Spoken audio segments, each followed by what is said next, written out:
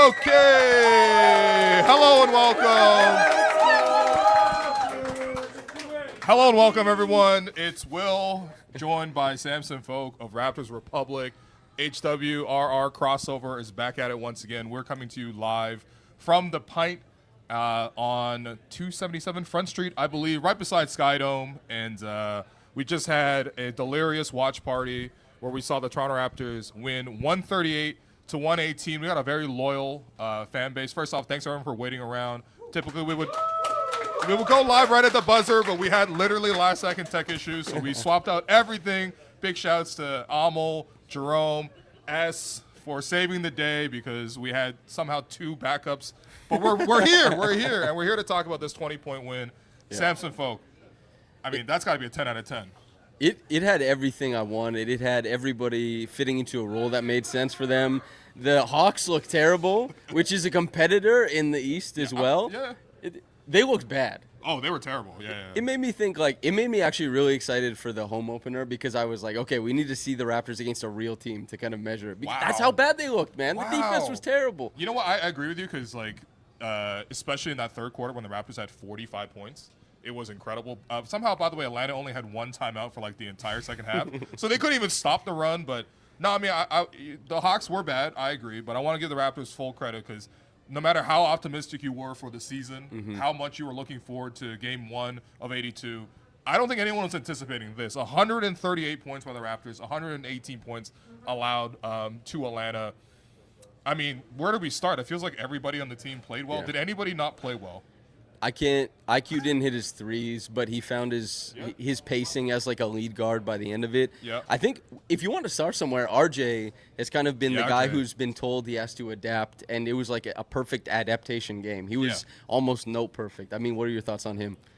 You know, I think when I was watching the first quarter, I was like, wait, did we all jump the gun by saying Brandon's going to lead the team in scoring? Because there's a chance RJ is just I don't care who you put beside me. I could play with Shea and Team Canada. Yep. I can play with whoever. I can play with Jalen Brunson. I'll still get 20. And I think that, it's the start of this game, RJ was getting wide open, catch and shoot threes. He was going to the cup. I mean, also the defenders guarding him. Obviously, you need your best defender for Brandon. You probably need your second best defender for Scottie. You need somebody out there to be guarding the point with Quickly. You need your center to be guarding Jakob. And it's just RJ's just so I get the third best defender now? I'm open more often? It's great. Life must be great for RJ right now. Yeah, man. That's what Bobby talked about when he was addressing the team and RJ's fit.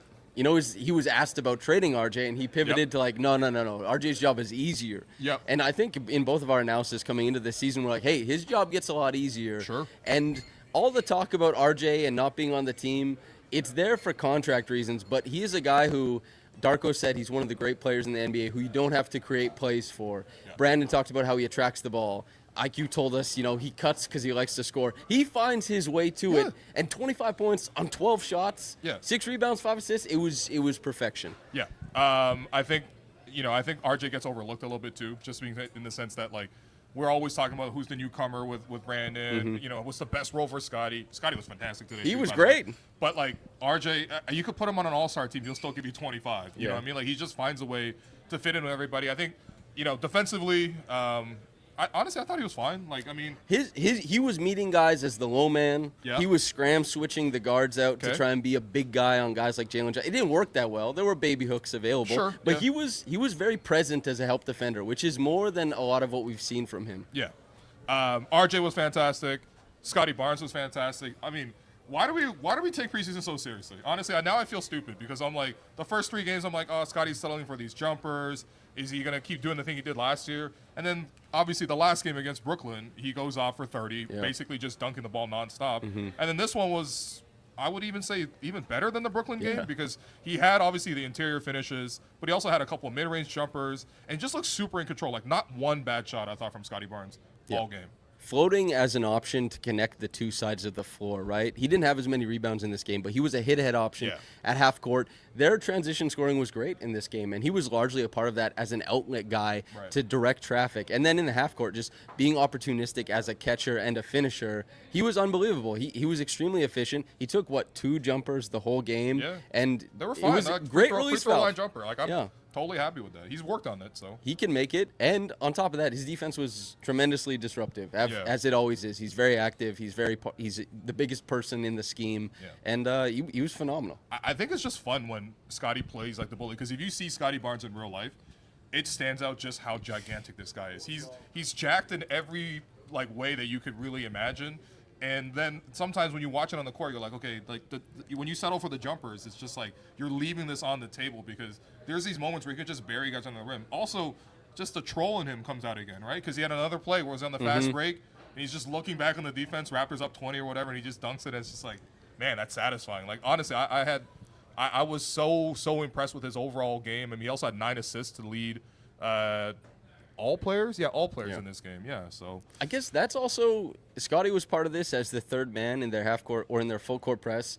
Emmanuel quickly, they did a great job from the outset. That's their whole scheme is they wanted to move the ball out of Trey's hands, and Jalen Johnson had a great game. He was the bring up ball handler a lot of the time, but that's what they wanted to do, was to neutralize Trey before he could even touch the ball, and Scottie's imperative in that. But IQ, he didn't play great offensively, but defensively he was meeting the moment there. The only thing wrong with IQ's game is that he couldn't hit wide open threes, which is the one thing we know he can definitely do, because IQ has a strange one where he has 13 points on 5 of 12 shooting, but I don't think he took a bad shot. Like, realistically, maybe one of the threes was rushed, but we want him to be aggressive all season, taking the threes.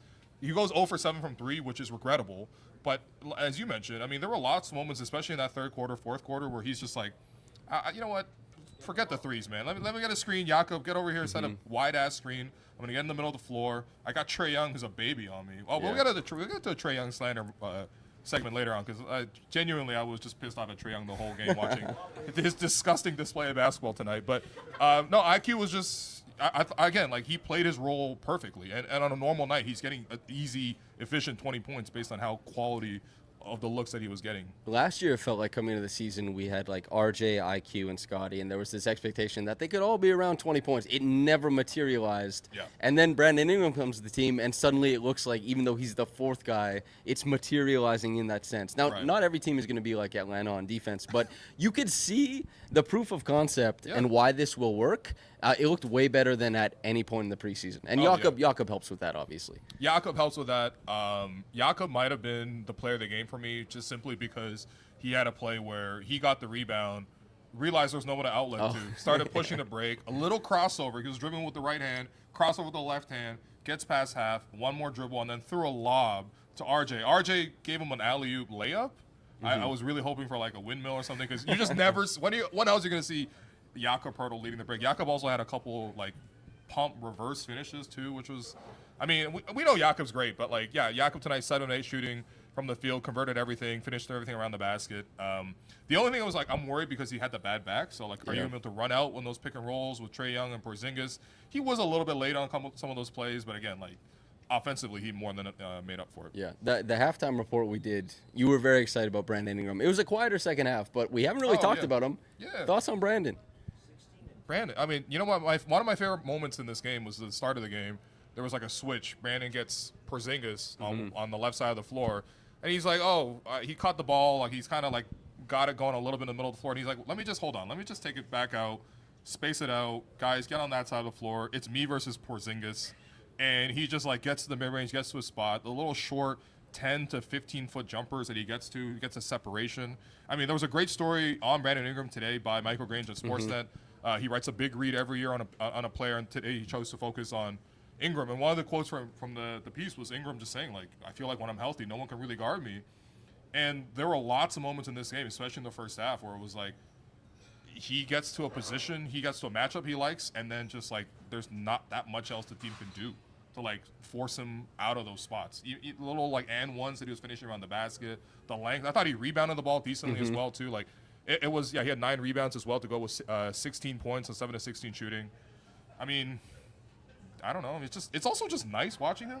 You know, you hoop a lot. Like when you watch someone come and they have a high skill level, you're just like, well, you don't hoop that much? What do you mean? I don't know. I don't know what he's talking about. You're a rock climber now? Is that what's no, up I do both. Oh, I do okay. both. Don't let these people are lying. It's Wow. It's S, Wow. by the way. He's lying on my name. But it's his ability to just kind of flatten everything out and start from zero is what the Raptors were 30th in points per possession on ball possessions last season.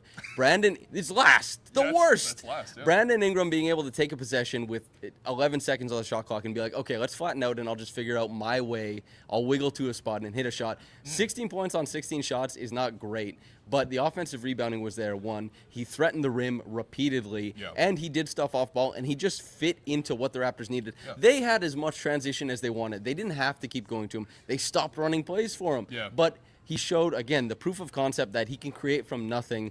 This team will ask more of him in the future, and he'll be able to answer that call. This game, they didn't even really need it, but he looked good anyway. Yeah, no, this was a luxury almost. But again, like it's a luxury we haven't had. You know, like the Raptors have to run a lot of offense, a lot of movement, a lot of cutting, a lot of good screening, the right timing of the cut and the angle, and the spacing has to be good. And guys ideally are making shots. And then Brandon's just like, yeah, give me a mismatch, and I'll kill him. And I'm like, that's nice. You know, like I watch a lot of basketball outside of the Raptors, and I'm like, that's probably how most other teams play. And I think it was a good balance of that today because, as you mentioned, like second half, like we didn't see much from Brandon, but you didn't even need to because again, all these other guys. We're going. I mean, even guys off the bench were giving you great.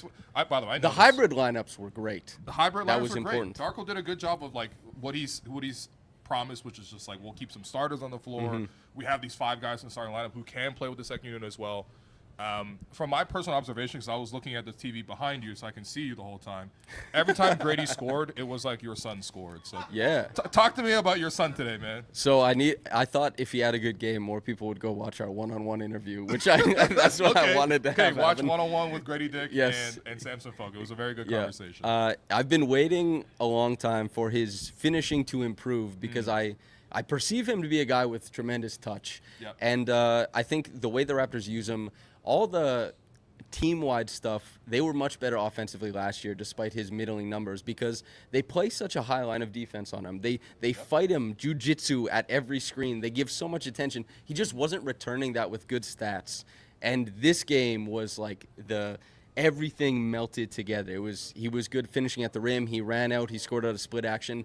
He scored out of the broom closet that Harry Potter grew up in as a baseline out of bounds play. And he looked slick. And it wasn't even dependent on just getting wide open threes. It was that functional, multi-purpose offensive scorer role that they need on the bench because Jacoby wasn't there, but he doesn't replace that. CMB doesn't replace that. They need Gradey to be this, and they need him to be this consistently. It was a great game. I had fun watching him. No, it was fun watching Gradey. I mean, Gradey got to the free throw line 8 times, which is the most for the Raptors. Went 2 of 4 from the three-point line as well. I like last year, especially at the start of the season when he was really going, I was just like, he was so good off 1 dribble or 2 dribbles. It was so efficient. He had his mind made up. And even if guys got, were contesting him, that's where the touch comes into play. Because if he has the 2 dribble and he has a plan in mind of like, I'm going to attack this close, I'll take 2 dribbles, get to this spot and rise up. Even if a guy gets a hand up on me, I already feel comfortable because I had this game plan in mind. It's kind of like what Brandon has at all times, actually. But I think with Gradey in particular with the closeouts, and I think that's where if he gets to play with these more hybrid lineups where other guys generate more of the advantages for him. But, similar to, like, other guys we've had, I mean, I guess unlike other guys we had in the past, he's not really just a spot-up guy. No, like, not he makes at all. plays. He attacks closeouts. He gets downhill. He almost had an and-one dunk. Like, I don't know, man. Gradey, this is a year. And honestly, this is a year he needs to break out, right? Because you do well this year, it's payday. Yeah. This is huge for him, obviously. Like, they just... It's a formality for them to guarantee his contract going into next year. They guaranteed Grady's and Jacoby's, but the money awaits him if he has a good year because he has so many. His skill set is one that teams love to bet on. And defensively, obviously some of the press possessions didn't look great, but he didn't look terrible on the back line or stepping up or being in rotation. It wasn't great, but he was out on the floor. He was a huge in the plus-minus until the very end when the Hawks started coming back. He was great. He was great. He added a lot to what everybody wanted to do. It was fun. One guy I suspect you might be a little skeptical of, but who played a good game today, Jamal Shead. Dude, he was so well connected Jamal was on every great today, screen. Man. He and that little back to Jakob, the little drive, so sick. little mini Steve Nash, like I'm gonna Nash and go to the other side, and then boom, I'll drop the pass behind me. I mean, he's not quite Steve Nash. Jakob's not quite Amari Stoudemire. Yeah. But it was nice, okay? It was the same process. It just didn't look as cool. No, Jamal was great, man. I mean, I think he knocked down the 3 to start the game. That's always going to be huge for him. But I like the way he ran the show as well. Like, there was a good balance of intensity. I think one of the things with Jamal, too, is I noticed when he plays with the starters, he defers a lot. Yeah. And it's like when he's out there with just bench guys, he really can assert himself. But when the starters are in there, he's like, oh, I'm going to be a little bit more timid. I liked a couple moments where he's able to use his berth and just catch guys by surprise. Took guys to the cup, got fouled a couple times. And then defensively, I mean, took a charge. Yep. You know, not a lot of charges taken on the Raptors in general, but That was actually the longest charge I've ever seen someone stand in on. Yeah, I couldn't believe Porzingis didn't see him. Porzingis was like, I'm going to drive him from the three-point line. I guess no one's going to just stop me. And Jamal's like, I'll be right here. Maybe he wasn't in his field of view, you know, when you're that tall. But to the point about his burst, that is his number one NBA skill. He's extremely quick, and when he does the Smitty, like the Isaiah Thomas move, he's able to get 2 feet in the paint quite often. And the Hawks were pretty lazy or late getting to the rim, and just that's what an opportunistic guard, a table setter who gives you something on defense is supposed to be able to do, is like when gaps are available, punch them. When the shot comes your way, if you can hit the 3, good. And then always be a presence, pestering at the point of attack. I thought he was extremely good tonight. Yeah. I mean, again, like it's hard to find any player who struggled for the Raptors. Battle came in, he was solid. Sandra came in, was nice. Great. I mean, he had a couple of nice transition plays. By the way, some of the nice like tic-tac-toe passing sequences by the Raptors where they would beat like 2 guys at the perimeter and then just make a couple of interior passes. Like there were some really good passing sequences. Raptors finished with 36 assists, which you would expect for 138 points. But I mean, not all assists are created equal. There's some Barcelona tiki-taka stuff in the midfield there. Yeah, there was. I think Scottie's first assist of the game is just throwing a pass like off of a pin down. Yeah. That's like a fine assist. But the tiki-taka stuff. That's how Florian Wirtz got one of his 2 assists. Okay? Exactly, dude. I'm not going to put that down anymore. I cherish them. You got to set the table sometimes. One laugh. Yeah, the pass. Yeah, exactly. He's also a Liverpool fan. Thanks, S. We have another Liverpool fan somewhere. I don't know where she went. Anyway, regardless, the passing was great. Yeah, it was which great. is supposed to be a hallmark of this team. Part of, you know, that you look at the team and there's not as much shooting on paper as you might think. But when you think about this team, they have above average passers at a lot of different points in their lineup. Jakob profiles as one. Brandon and Scottie definitely are. RJ, probably his biggest step he took last year was his passing. Yeah. And quickly, it's not the biggest strength of his game, but he did a fine job tonight. It was just like peppering passes everywhere. Even on Jakob's dunk, it was like Scottie was the leak man. Gradey threw the hit ahead, and then Scottie connected with Jakob. Just passing. Team basketball. Yeah, man, this is honestly, I was a little surprised that the Hawks put up this little resistance, to be honest. I mean, because again, like the Raptors should be in that same tier as Atlanta. Talent-wise, Atlanta does have a lot of talent on paper, but watching them today, I thought Dyson Daniels continues to just be like not aggressive. Like he's a bit of a wimp offensively. Like he does the classic, I'm gonna drive, just kicking. He's gonna kick out the first opportunity. Trae Young, you know, shameful basketball player, just in general. Jalen Johnson did what he could do, but like, and Porzingis shot some long jumpers. But even at the start of the game when it was still close, I just felt like Atlanta's getting so many foul calls, and the Raptors are like a little sloppy and they're super aggressive and handsy. But at one point it was like 20-8 in free throws, and I'm like, okay, if the Raptors can just stop fouling, we're gonna go on a run. And that's what happened in the third quarter, because that was the only thing keeping Atlanta in it. Like, were you surprised with just how bad Atlanta was? I was. When they were vaunted, once they got Porzingis, and I guess the national media or consensus was kind of like they have a really good shot at top 4. I wasn't buying that. It didn't pass my sniff test, and this game doesn't define their season, obviously.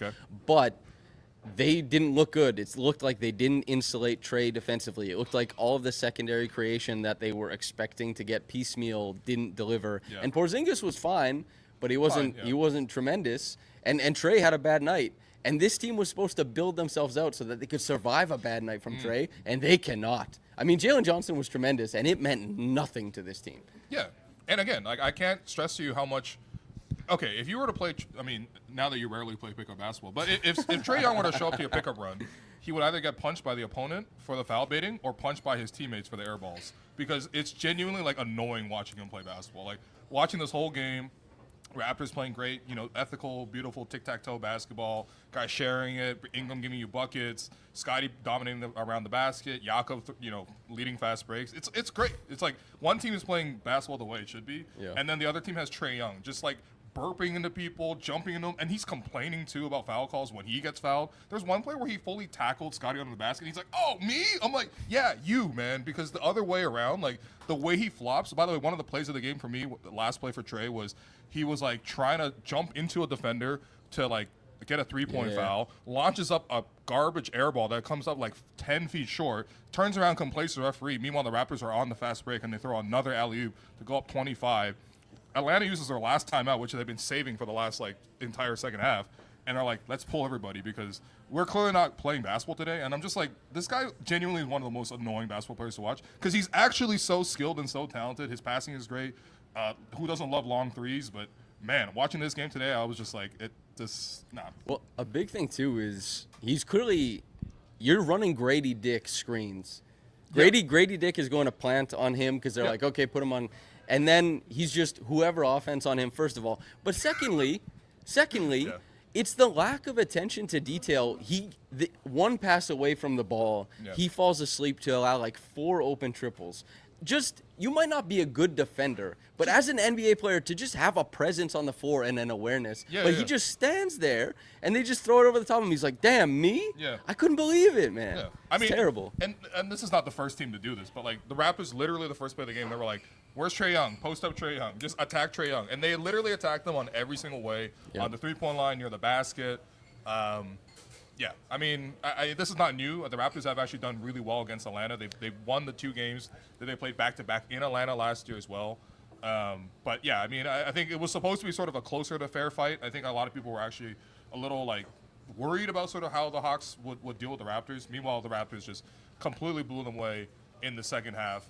I don't know. I mean, it's not going to always be like this. But at the same time, like, if there's something new that you've seen from the team this year, based on game 1 of 82, Samson Folk, what is that item? Hit-aheads. Their transition was, they played a lot of transition last year. I think they were second highest in frequency. They were near the bottom in efficiency. And some of that is they just didn't have really strong finishers or scorers. But some of that is that they were doing a lot of it through live dribble.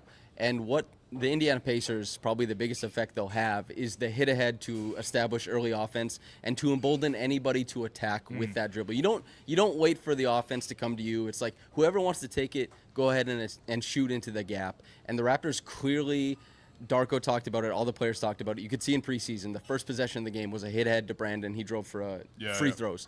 Very first. They clearly have made this a big part of what they want to do this season, and the hit-aheads were very present early on and late, and I think that's going to stick this season. I think it benefits these guys as well.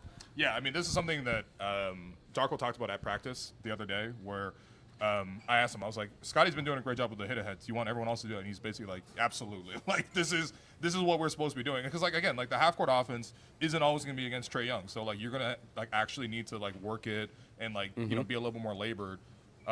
I think one thing that really helps if you want to play that fast and that aggressive all the time is you need to sort of play a deeper rotation. And you saw the first half, 12 players showed up for the Raptors.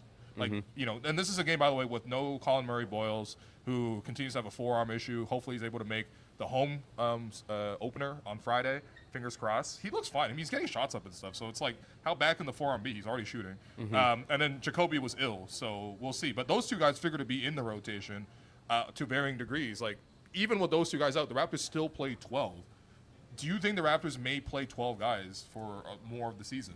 When I asked Darko about this, and I said, it seems like you guys might have 14 guys who could potentially be in the rotation, and he was like, yeah, it might happen. We'll see. Okay, that's okay. Yeah. But they played 12 tonight. But they played 12. And there are 2 guys who could have played. They did play 12. And AJ Lawson didn't even make the game, you know? Oh, man. I think 12 is firmly in play. Darko has, you know, been selling this dream about playing deep, and he hasn't had the guys to do it. Yep. And now that it seems like he may have the guys, I don't think he's going to turn his back on that. I think he's going to play that deep. I think that's what he wants to do. And honestly, credit to Ochai, too, because every time I drop, like, hypothetical lineups, I'm like, oh, whoops, I've slipped Ochai out of the lineup again because I want to get more minutes for development for Gradey and Jacoby. But then Ochai plays, and I'm like, yeah, he's solid as hell. Like, he played a pretty good game today, too. Yeah. So, yeah, man, just a really, really thorough win on game 1 of 82. I don't know if this will steal the momentum back from the Blue Jays because, you know, I think everyone's focused on something different. You know, shouts to the hat. But, like, I do think that this is like a good example of like why the Raptors could work this year, and I'm hoping that we get more of these type of results.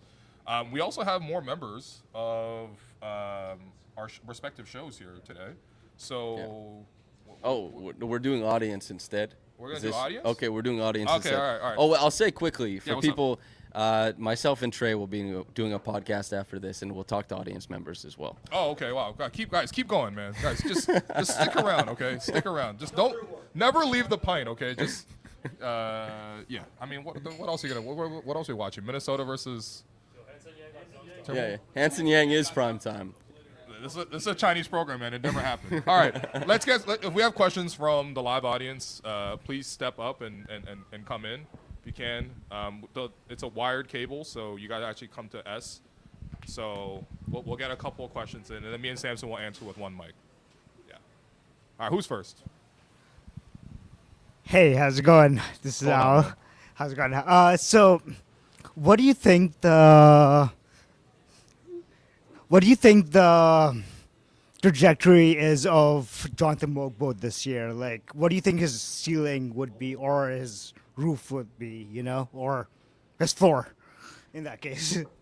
Yeah, Mobo, I think the left-handed finishes were good tonight. I was glad to see it. This is a change in his game. You could see him step out on Trey, and it worked really well. I think what's been clear since he got into the league, and the stats bear this out, is that he's one of the best switch defenders in the pick and roll, and he's a tremendous isolation defender. He can stick with anybody. It really is just about figuring out his offensive utility, and that changes everything. Even the floater, the ability to finish at the rim, makes him a rotation player. And it might not be on the Raptors forever. It might be on a team that has more inherent shooting and ability to let him play like delay as the five-man playing above the break, making those split action reads like we saw Gradey get his dunk off of. That kind of stuff is a possibility for him. He provides a real strong defensive floor. It's really up to him how he develops his offense and figures out how to do that, whether that's crashing through the offensive glass, whether that is an unseen development as a jump shooter. I think there's a real path to NBA minutes. He's competing with Colin Murray-Boyles, though, who looks good as hell. So it's tough for him on this team, but I think he's showing real NBA stuff. Yeah, I think the one thing that's notable is I don't think I see him take a single three in preseason. So I know he was bricking them in training camp. I was recording a video to put on Twitter, and I was just like, he didn't make enough. I don't want to set him up for this. Yeah, that's not a surprise. Unfortunately, because I remember at the start of last season they were like really talking about like we want to develop Mobo as a wing. I think halfway through they're like, nah, man, he's just like undersized, big, can you be like Kenneth Faried and rip the rim down every time type of guy? And he's a lot better defensively than Kenneth Faried, but yeah, he's just, it's an unfortunate team. It turns out when you only build Vision 6'9", you have a lot of competition when you're the 6'9" forward. So, next question. What up? What's up, Marshall? First of all, thank you guys for putting this together. We had a good time. Oh, thank you for coming, man. Yeah. Round of applause. Yeah. So my question is, the Raptors' identity this season is built on defense. Like Darko said on Media Day, everything starts with defense. But we've seen some incredible offense from the Raptors tonight. The ball movement was great. A lot of cuttings, a lot of one more pass. Was this, how do you guys view this? Was this just opening night excitement, or can we actually expect this kind of like good offense from the Raptors going forward? Now that Marshall brought it up, I mean, there were a lot of really nice plays. Jakob throwing the alley-oop was really nice.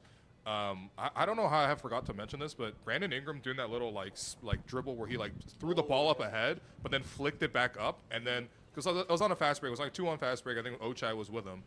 Brandon had the ball, and it looked like he was going to go back to Ochai, and he like did this little like hang dribble thing, and then just like froze the defender and just went up for the easiest layup. And I'm just like, that offensive like experience, like it's just, even if there is a small advantage, he's just going to keep parlaying that forward, because I mean, that's a skill level we just haven't had. I mean, offense can be transition. A lot of guys can look good in transition. I don't really think the Raptors have been looking that bad in transition necessarily, but in a half court, that's where I'm like looking for. It's just like guys who can get you a bucket off of scenarios where things break down, or just like keep extending advantages. And I feel like Brandon, at least when healthy, can do both of those items.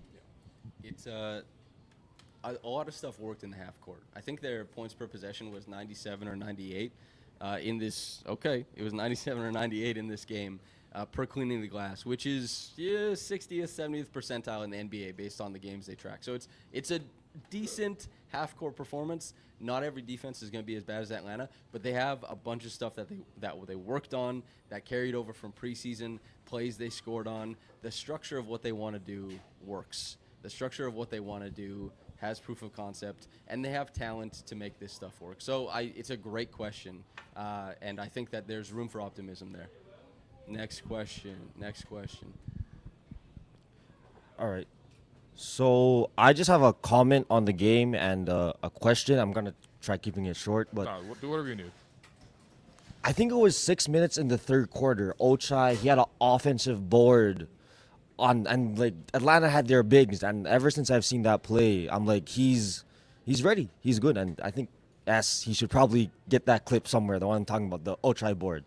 And another thing, I know it's only the first game, but it looks like the Raptors' half-court offense isn't Terrible. there because they were just Oh. running. They were just running on the break. And I just was wondering if you guys could, I don't know, like comment on that, banter on it, and yeah. I honestly, I truly wonder if IQ just made a regular share of his open threes, what that would have done to the offensive rating in the half court, because a lot of the half court offense was generating wide open threes for IQ, and he just wasn't making them. Obviously, we're not going to use a one-game sample. Process-wise, I didn't think it was bad. I mean, obviously today part of the game plan was very specific. Like we're gonna attack Trae Young. You know, that's not going to be the case most games. But yeah, I mean, again, like I think we've been talking so much about process. Scottie's process was good, right? He played largely around the rim. Brandon Ingram's process was good. Like he got you buckets kind of everywhere on the floor. RJ was playing off of closeouts. IQ was taking catch and shoot threes. Jakob was taking layups. Like as long as they're sticking to the script, I think that like for me that's actually good process across the board from them. They maybe just didn't convert as many, but to be honest, I think that's I don't know. That's more of a conversion problem. I don't really have an issue with how they played in the half court. As I said for the last answer, the way that they're playing makes sense for the roster. Of course, there's always going to be a limit because this isn't the greatest shooting team in the world. They don't get to paper over their weaknesses as easily as some other guys do or some other teams do. Brandon Ingram is supposed to help with that. He didn't that much in this game, but he will in the future. And, yeah, they got to hit some more threes, but they're not completely dependent on it. Next question. Is Trey asking questions? All right, okay. Long-time fan, long-time friend. Well, first-time question. Yeah, first-time caller. That's what First-time they say. caller. You guys mentioned the hybrid lineups. In the non-Yaka minutes, it seemed as though they put Mobo or Scottie on the opposing big. Do you think that was because they played Porzingis, who might be a bit more slight, or do you think that's the strategy moving forward to keep Mamu on the floor? I'm curious what you think of this one. Honestly, when at halftime, I was like, if the Raptors really want to make an adjustment, I would have loved to see Scottie just on Porzingis the whole time, and then give you the option of because like the Trae Young Porzingis pick and roll was kind of going at the start of the game, and respect to Yaka, but especially on a bad back, I don't want him to be above the 3-point line all the time and have to rotate nonstop. So I was like, I actually wouldn't have minded, and that would have been a nice luxury too, because like. You can switch some of those pick and rolls, although that's probably not one you would ideally switch. But again, you would live with Scottie guarding Trae Young on an island, just like you would live with Scottie, closing out to Porzingis, which is part of the reason why Scottie's so valuable and so unique on the defensive end. But again, I don't know. I mean, Atlanta sucked, so like there wasn't many adjustments needed. But that would have been one that if you really wanted to, you can do that. You probably do that the whole game if you really wanted to. I think that their goal this year is going to be those kind of hybrid lineups that feature those bigs, because you definitely have to be able to survive CMB, Mobo, Scottie playing in the front court. And it was the question I asked Darko on Media Day. The first thing was, how do you see these wings or these big forwards playing together? And he immediately pivoted to they'll play with Mamu, and that's how it's going to work. So they want to be able to prioritize these guys. They want to be able to play that kind of fast pace on offense and the ability to switch a lot on defense, and those guys help facilitate that. So yeah. All right. Hi, Samson Will.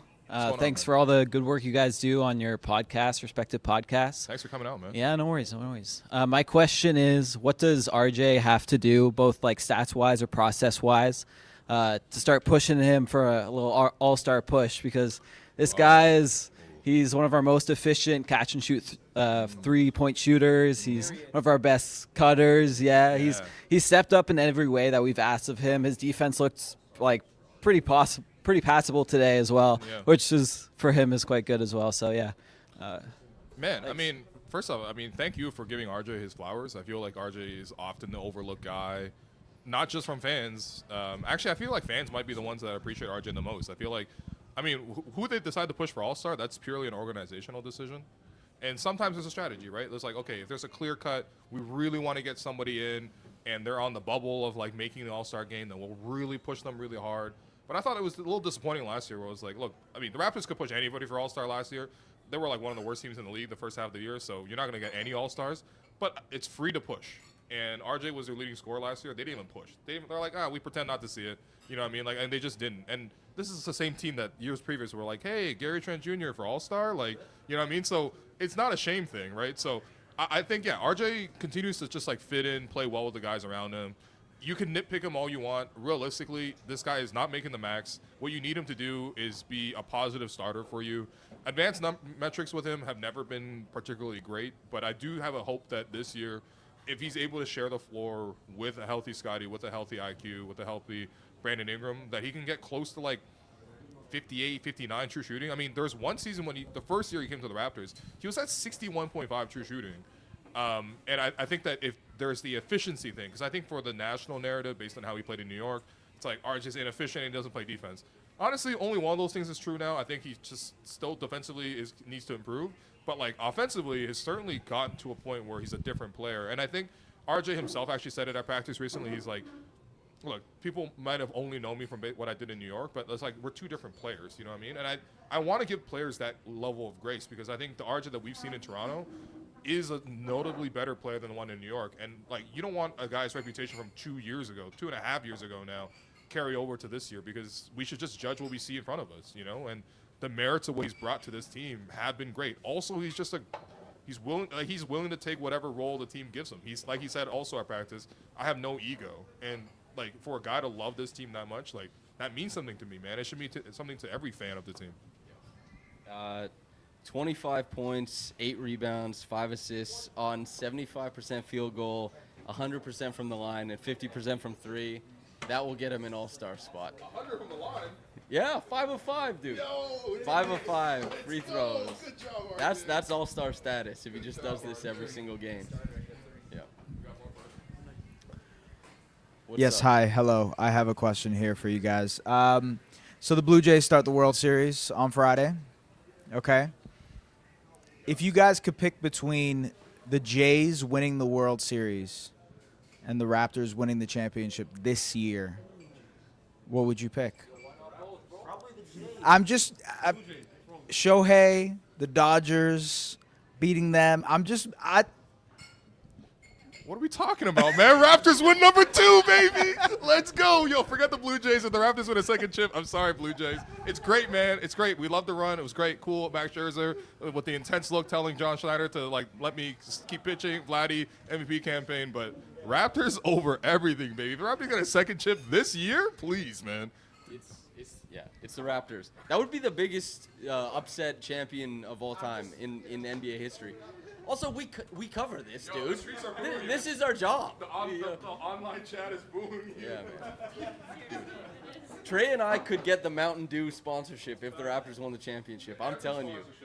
You'd be looking like Gradey Dick. Yeah, exactly. We'd be absolutely dripped out.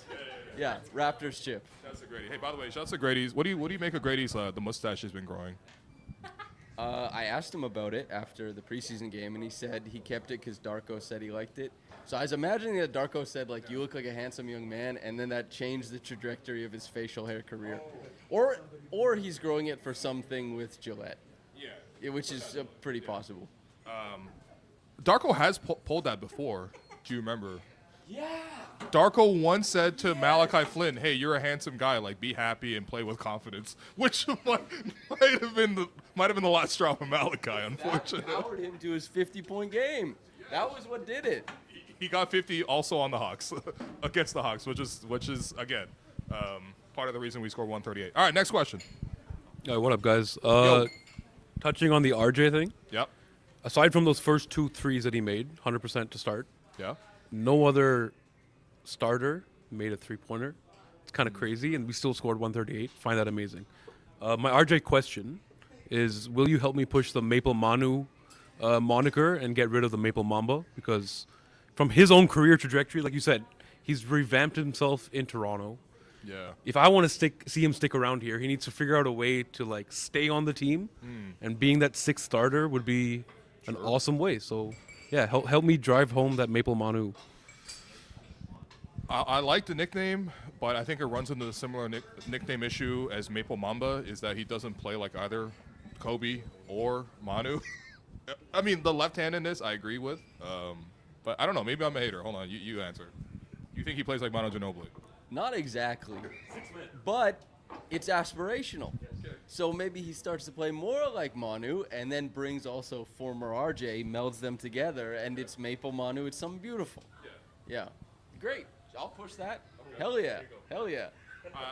At one point, co-host Alex Wong was also pushing Mamu Ginobili for Sandro.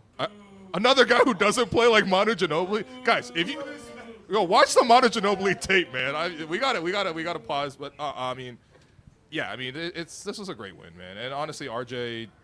I mean, does he need a nickname? RJ's already kind of a nickname. RJ is a great name. Rowan Barrett Jr. Baby, what a man you are. Next question. Hey guys. Yo. So we're very fired up. We're very excited, as we should be. And we were saying maybe we've overcorrected in preseason, a lot of us, with a little bit more pessimism than maybe we had in the summer. I know a particular takeaway that Samson, you and Lewis had about preseason was that IQ was becoming effective by consolidating, by not being necessarily your prime lead guard that you paid him $32.5 to become, but doubling down on what he's good at. A little bit of defense, the off-ball three-point shooting. We saw something quite similar with Scottie in that final game and again tonight in terms of finishing in the paint, some of the finding his place, garbage man even type of stuff that he was so renowned for in his first season. How do you kind of factor in the role synergy that could be really effective this year with the hopes for the ceiling of some of these players that they're being maybe paid for or that we hope for as fans? Where do you stand after this first game on what could work this season versus how does that affect the long-term outlook of these particular players and this team as a whole and what it could be 2-3 years down the line? Yeah, that's a great question. And it's IQ, despite often in my analysis, having sticking points with IQ's limitations, he has a tremendous opportunity to have a great year. And this game, not only was he more active forming up as a three-point shooter, not only is his gravity effective, not only was he effective as a press defender on Trae Young to move the ball out of his hands, but he gets possessions every single game to run pick and roll with Jakob Poeltl, who's going to clear space for him and allow him to get reps progressing through reads as a shot maker and as a passer. And those reps will always let him develop and work on his game. And Mamu is also probably going to be really good for this as well. So all that stuff will help him work on developing his ceiling, of course. And then I think the floor of his game is just a bunch of gravity, a bunch of shooters, a bunch of shooting. And have I been quiet? I got to work on my broadcasting. Anyway, that's how I feel. Sorry, I zoned out because I was collecting questions from the live chat, so appreciate everyone in the live chat, but that was a great answer, Samson, and we'll take the next question. Thanks so much. I just want to start off by thanking you guys for putting on a great podcast out of the show as well and organizing this whole event too. Real MVPs for tonight, the two of you, all of you guys, fantastic as well, so thanks so much for that. First, I just want to shout out for the thing there, the Tempo for hiring Sandy Bondell today. So that's an excellent hire for the Toronto Tempo. We could look forward. We got a champion already on the Tempo. Let's I know, go. right? Let's go. Let's go Tempo. Woo! Hey, unofficial, but I mean, that's That's a great way to start the franchise, honestly. Like, It's incredible. No, I saw it and I was like, delivery coach? All right, here we go. Yep. So that was awesome to see. And my question is, one thing I'm thinking about Jakob Poeltl is I remember like looking at last year, the one thing that really stood out to me watching him was that Portland game where that was the actual play or just by accident when he made that 3-pointer. Yeah. And when I saw it, I thought, I would not mind if the Raptors were to look into that to see, can this be something that Jakob Poeltl develops? Because you look at Brook Lopez, for example, not shooting big, and then Kenny Atkinson transformed into a stretch big. And I saw it and I thought, is this something they're looking at? Now, I know afterwards he was asked about that and he said, it's not something I'm like actively working on, blah, blah, blah. He's but like, we're taking it. I'm fucking around, but thanks. But with that, I want to know is, do you think do you know like maybe behind the scenes you get the sense that maybe that is something that they're looking into with Jakob Poeltl in the sense of making him like become that, just because when I watch when we look at Scottie like going in, especially like getting more physical like in the paint and like opening up that space, I mean one thing that really stands out to me when he does that is looking. I'm kind of guilty of this, but like looking at like Giannis tape and seeing like how he's able to get in as well. One of the things that really helps Giannis's game in the Bucks is like having Brook Lopez that stretch big. And I realized, if Jakob had that ability, that would really raise the ceiling of this team because they already have like capable shooters and RJ, IQ, and BI. But obviously, if Jakob developed that ability, then it would really transform the team. And seeing that 3-pointer attempt that went in with Portland, I thought there's potential there. Could they be exploring it? I don't know, but I think that would be awesome they did. But I'm just wondering from what you've seen in preseason, training camp, or offseason, whatever, what you've heard, are they like experiment or exploring it behind the scenes, or is it kind of like meh? Short answer, they are not exploring this, but I sometimes see Jakob like shoot a couple like threes at practice. Like they're not like he's not going tween like pulling up like Trae Young, but he'll hit like a open corner 3 once in a while. I think the one thing with the Brook Lopez pivot is like Brook, especially in New Jersey, was obviously a post-up guy, but he had a little face-up game as well. Like back then, it was kind of mandatory. You kind of have to pair back then a versatile big was like I got a back to the basket game, I got a jump hook, and I have a 15-footer. It's like whoa, this guy's mind blowing. Like, and so he like to extend from like a guy who could shoot a pull up from like free throw to then step back to behind the 3-point line, like that feels more plausible. Like. I don't think we would ever have a development like Jakob where a guy who exclusively shoots layups and floaters goes out and then starts shooting threes and making them at a respectable rate. But for the fan in me, I'm just like, I don't mind it. Like, I would never be mad at Jakob. I'd never be. Honestly, out of pure curiosity, I love to see it. Like, I was actually one of my favorite plays last season, I agree, was when he shot the 3 in the corner against Portland. Just don't be so shy. He's also so pragmatic.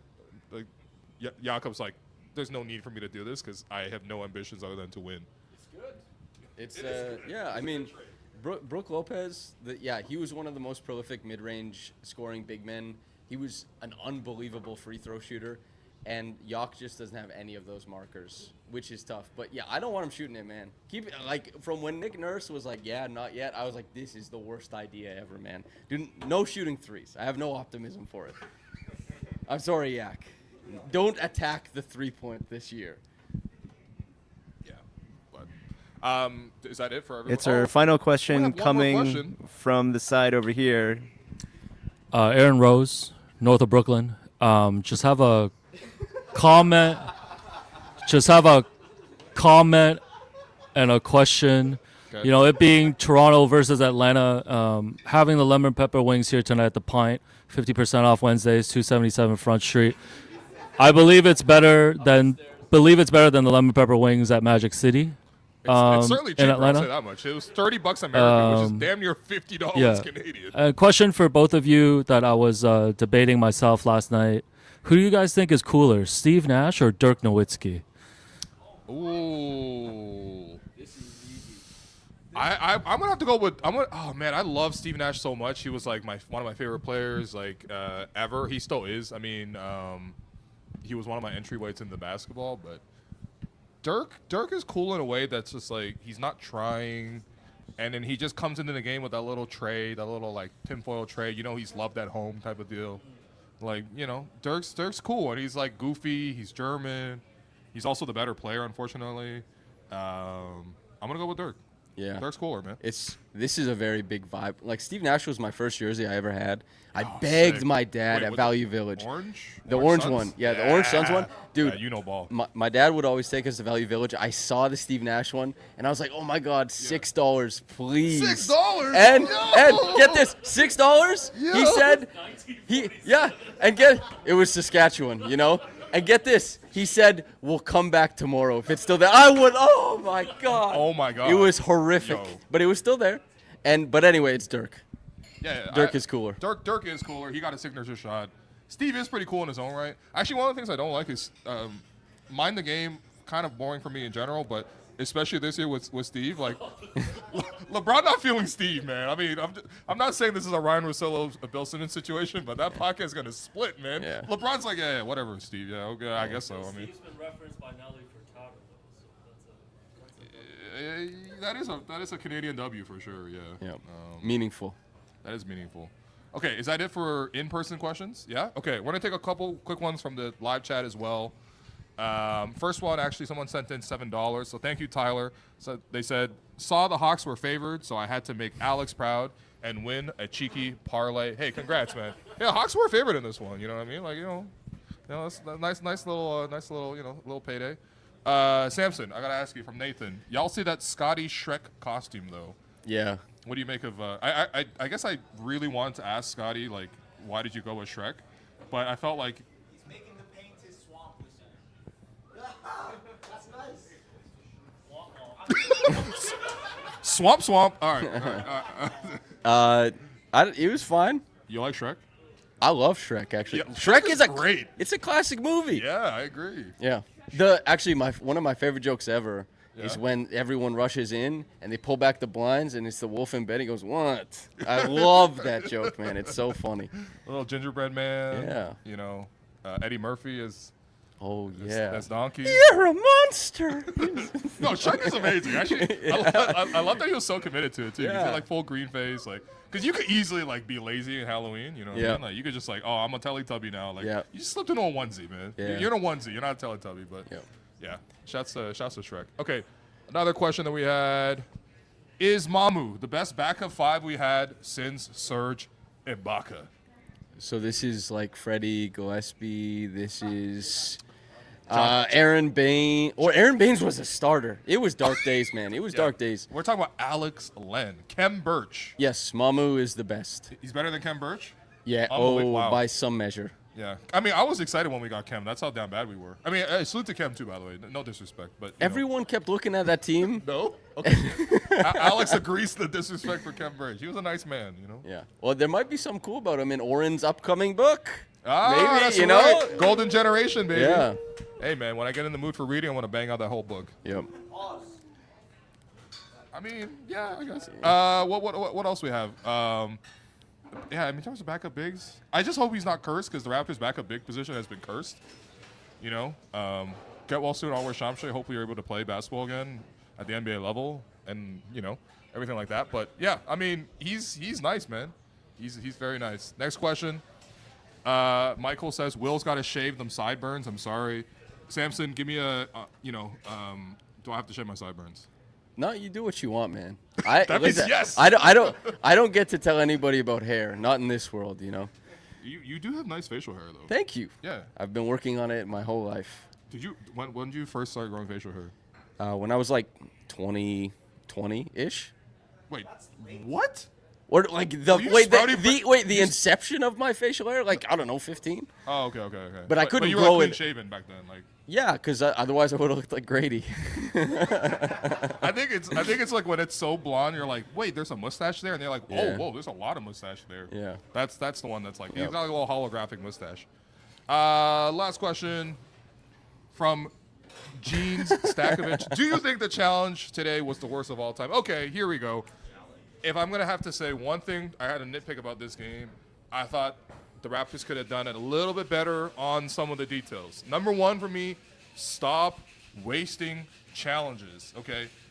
If we can nitpick a player for taking a bad shot, we can nitpick a coach for taking a bad challenge.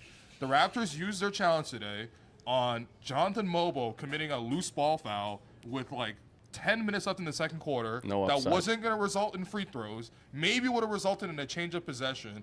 And it turns out, upon review, he full-on two-hand shoves the guy in the back, so it's not even close to overturnable play. Stop wasting challenges. Last year, the previous year, was like, okay, you know what? We're tanking, so nothing really matters. So it's some annoying little thing I got to put up with. But if we're going to be competitive this year, that's one way that the coach can genuinely help the team. And it probably wins you one possession. But if the game comes down to 2 points and we got to look back because we wasted a challenge because we used it on quite possibly the lowest leverage play possible. Yeah. It's the backup five who is not in foul trouble. It's not free throws. It doesn't give the Raptors, extra anything. It's just like bad process. Like literally, even if it was a bad call, don't challenge that. Save that for a more important play.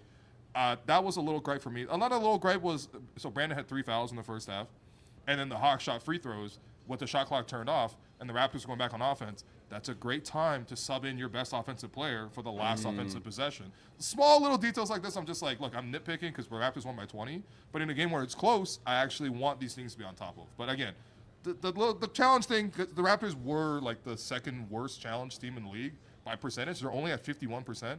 You have a video to fully determine if the play should be reviewed. That should, like, the average. They have an engineer at the head of this. Eric is the trigger He's man. a goddamn aerospace engineer from U of T. If anyone can figure it out. Yeah. So anyway, that's a small little gripe, but we can't just be positive about everything. So, congrats on the half marathon, Chelsea. Yeah, congrats. Congrats, Chelsea. Great sweater as well. Always supporting the tempo. Always. Okay. I guess the last thing to do really is just someone sending $10 for a super sticker. What does that mean? I guess it's a sticker of the super variety. Oh, it's like a super potion. Yeah. Okay. Oh, dude, 50 HP. No, yeah, great. Man. Okay, let's get to the 3 stars. Oh, it's already up there. Thank you, Jerome. I forgot you're controlling the back there. Thank you. Okay, Samson Folk, let's wrap this up. Yep. 3 stars. Who is your? I'm gonna let you pick the second and third stars. I'll pick the first star. Okay, second, I'll go Scottie for number 2. Yep. And, I'll go Gradey for number 3. Nice. Wow, Gradey had 21 off the bench? Dude. Oh, shots at Gradey, man. Yeah, Gradey, 21 points, 5 rebounds, plus 18 in the game, 6 of 10 from the field. Scottie Barnes, 22 points, 9 rebounds, a steal, 2 blocks. I don't even know who I'm going to pick for the first star then. I feel like I might have picked Scottie for first star. You want to pick RJ? Let's go RJ, baby. First star for the first game of the season, 25 points, 8 rebounds, 5 assists, 2 steals. Great start to the game, efficient overall. But again, you could have picked a lot of stars in this game. Like, they were genuinely all really good. Gerald Henderson for who burned the Raptors unexpectedly. I might give it to Onyeka Okongwu only for that poster dunk. It was sick. That was a nice dunk. I forgot who he posterized, but he posterized somebody on the Raptors. He also had 18 and 18. 6. 18 and 6. Very nice game. Not a surprise, but Mamu is not really a center, so and we're not really protecting no basket with Mamu. He also all due respect. He punched it on Jakob too. Yeah. You know? Oh, there you go. So couldn't get up in the elevator. Good for Onyeka Okongwu. I'm surprised he's not starting, but I guess they have Porzingis now. So yeah. Okay. He had a corner 3. He's been working on the corner 3. Yeah. Yeah. Anyway. Get excited, Atlanta Hawks fans. Onyeka Okongwu might hit a corner 3. Okay, thanks everyone for listening. Once again, a huge thanks to everybody who stuck around here tonight, who came out to the watch parties. It was a really, really fun atmosphere. It's been great to just like gather Raptor fans. I hope people made some friends. I hope people just had a good time, and you can always have a good time at the pint. All right, thanks everyone for listening. We'll catch you after the next game.